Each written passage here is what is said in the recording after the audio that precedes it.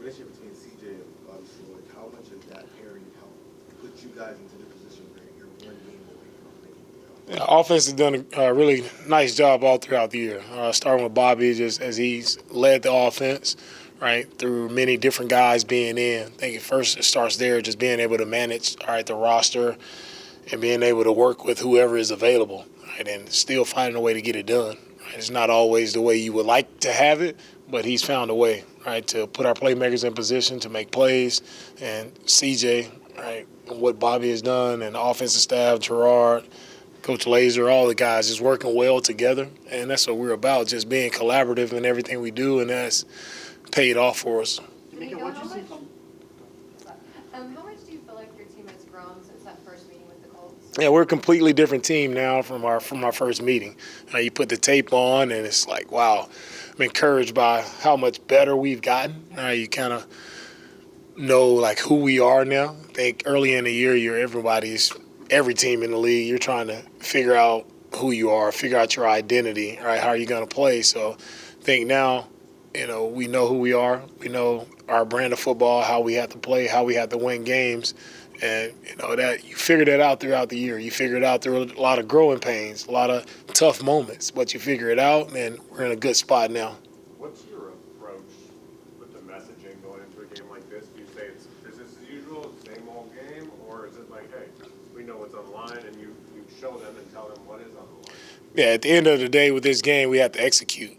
And that's what it comes down to. Yeah, we know you have to win the game. To win a game, it's going to come down one snap at a time, everybody executing, everybody winning one down at a time, right? And that's all that matters. It doesn't matter.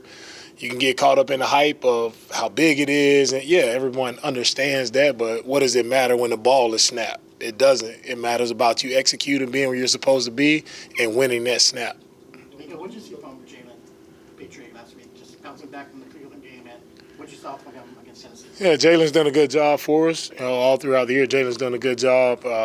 Instinctive player, finds a way to make plays, be around the football a lot, provides energy to our entire team. Jalen's done a really good job for us. When you look back on this season, are there any particular moments or games that you feel like really where y'all took that next level and it kind of got you on the path to where y'all are at? For our season, it's been a growth process throughout the entire season. Our team has continued to grow each and every game, each and every week. We've grown as a team, and that's been a goal each and every. When I first started, that's the goal for me is, man, can we just improve one day at a time, 1 week at a time, one game at a time? Can we continue to improve?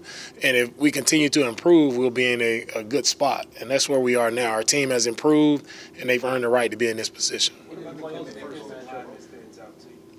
Say that again. What is it about the Colts' entire defense that stands out to you, not just the defensive line? Yeah, the thing that stands out about the Colts defense is that they're well coached. Coach Bradley has done a great job with that defense. They're well coached, great scheme, and it starts with their defensive line, right? They're two interior defensive linemen, right? They're the ones who make everything run, right? And they're two really great players on the inside, and we have our hands full with them. Right, but that's how and they have a lot of young players, talented players in the back end. Those guys play fast, they fly around, right? They play together, they know exactly where they're supposed to be. So they do a really good job with their scheme and just being very sound in their scheme. So it's not a lot of plays that are going to be, missed or wide open things for these guys because they're going to be on the details of their job. Today's being the head coach of the Texans, you had a bunch of options to pick a play calling option with Bobby. What made you go that route, and how grateful are you that he's had the success that he's had?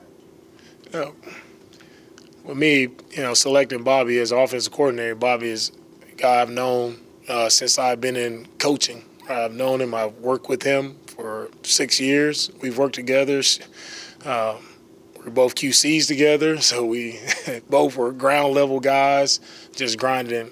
And Bobby is just a guy who's very detail oriented in everything that he does. He's a very smart guy. Off the field, just family man, right? Really great father, great husband, just trustworthy guy. And Bobby has done a tremendous job with everything that's been asked of him. He's done a great job with it, and I'm happy to have Bobby on board. He's done a great job all year. We wouldn't be here where we are standing today without Bobby and his entire staff and what they've done. Today's Stop them all, guys. Hey, Coach, when you look at the film, what are some of the things that you see that Gardner Minshew can cause some kind of challenge to an opposing team, especially considering that he was the quote-unquote backup, and yet they still have had a lot of success this year? Right, you see Gardner playing much more comfortable. Right, he's had a ton of reps, so with those reps has come experience, and he's more comfortable. All right, operating the offense. You can tell the offense, Shane, they trust him with the football. He does a good job of getting rid of the ball fairly quickly, right? And he knows exactly where he's going with the football. When he hits his back foot, he knows exactly where he's going with the football. He doesn't make many bad decisions with the football. He protects the ball well.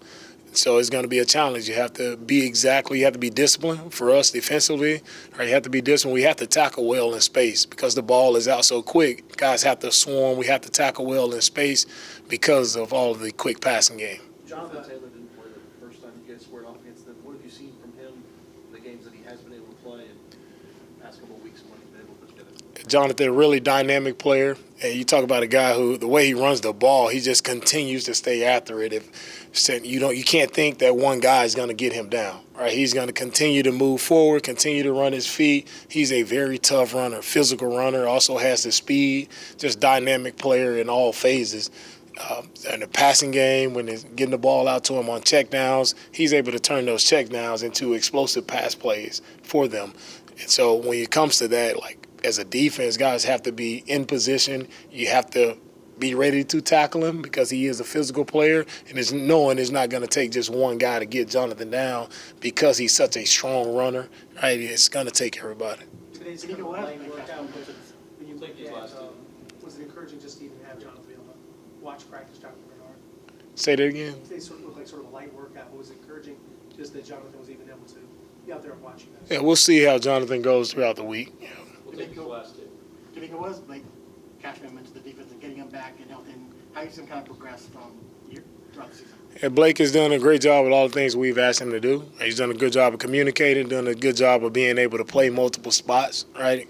Just create value for himself, like being versatile, right? It helps a lot. He's done a great job for us on special teams, being one of our leaders, right, in that regard, but also just being able, when you're able to move a guy around and he's able to handle a lot of different things, right, he starts to get more because he's earned that. So he's done a good job all year. Last one, sorry. Coach, this is going to be the last time we get a chance to talk to you on record before the game. This will be the last time that the fans will be able to see you. Any message that you want to tell them? I don't know about last time. We're still working. We'll see where we go.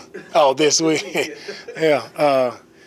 No, I mean, we appreciate the support from our fans. And they've showed up every game, even when we've been on the road. It's been encouraging when we show up on the road and to see all the Texans fans that show up to the games and support us.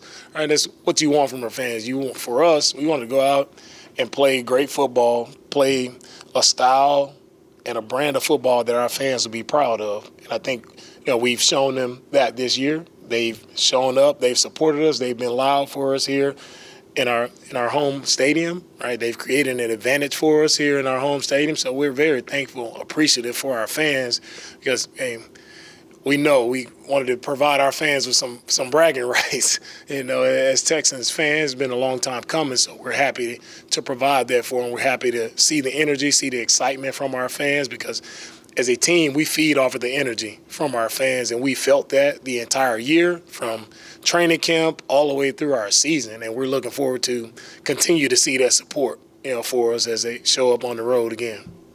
All right, thank you guys.